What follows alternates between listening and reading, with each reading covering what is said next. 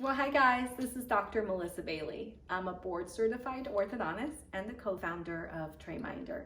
TrayMinder is an app created for clear aligner users to remember to wear and change their aligners so that they can get the best possible smile.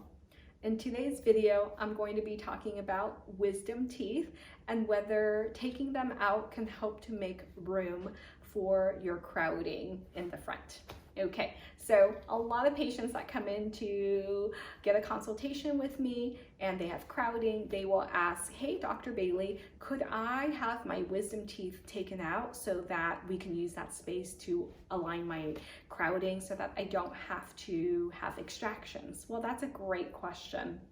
Let's rewind a little bit and talk about crowding and wisdom teeth. So a lot of the crowding that you see will happen on the lower incisor area or on the upper canine. Why is that? Well, the upper canines, they erupt at around age 12. So they are one of the last teeth to come in. And so it's kind of like musical chairs where the last person to come, they don't get a chair. So if you have bigger teeth and smaller jaws, then you are going to have crowding, and the canines that come in last, they're not going to be able to have enough room, so they'll usually sit on the outside or they kind of sit high.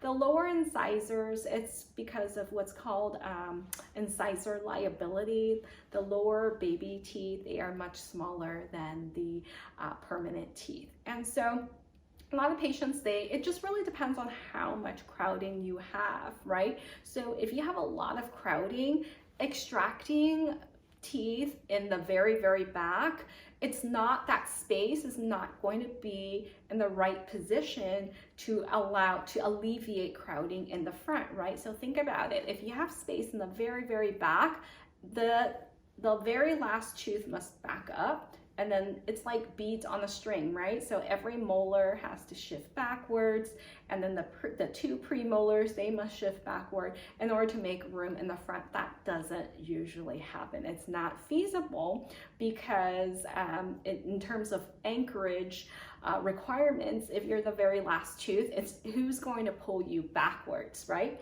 So sometimes, however, extracting wisdom teeth are helpful, especially on the upper arch. Why is that? Well, if you are a patient that has some crowding, and you also have what's called a class 2 malocclusion, which basically means that your teeth on the top are too far forward. Sometimes in clear aligner therapy, we can do a thing called segmental distalization, where the aligners will move your very back teeth, the second molars, those are your 12-year-old molars, we will move them back. Okay, and then the first molars, your 6-year-old molars, will then go back, and then your two premolars will be moved back as well. The canines will be moved back or made room for, and that's how we can gain a little bit of space and fix the class 2 bite. And of course, if your plan involves segmental distalization, it is so important that you wear your rubber bands, because the rubber bands is what's making it possible to provide anchorage using all of your bottom teeth in order to achieve the process of distalizing or moving the upper teeth backwards.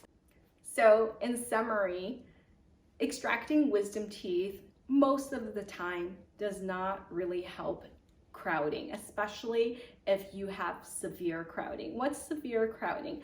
Severe crowding is generally anywhere from 7 millimeters or up. If you have 10 millimeters of crowding, for sure that is going to be an extraction case.